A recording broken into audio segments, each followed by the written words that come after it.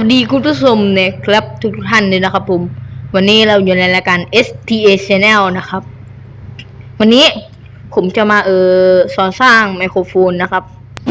ก็ไมโครโฟนก็คล้ายแบบวงล็อกอะไรพวกนั้นเลยนะครับใน Minecraft นะครับเสียงผมอาจจะแหบนิดๆหน่อยนะครับพอดีเป็นหวัดนะครับคลิปนี้ก็เป็นคลิปสอนสร้างสั้นๆแล้วกันนะครับเพราะผมไม่มีอะไรจะสอนสร้างแล้วนะครับก็ง่ายๆนะครับการสร้างไมโครโฟนก็แค่เอาบล็อกนี้นะครับมาวางไว้แล้วก็วางหัววิเทอร์นะครับแบบนี้แล้วก็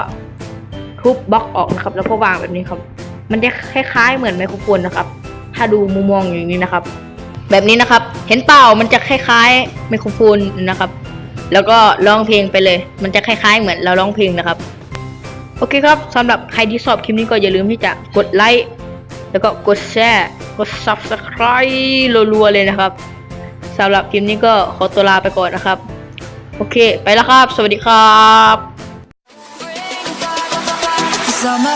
บ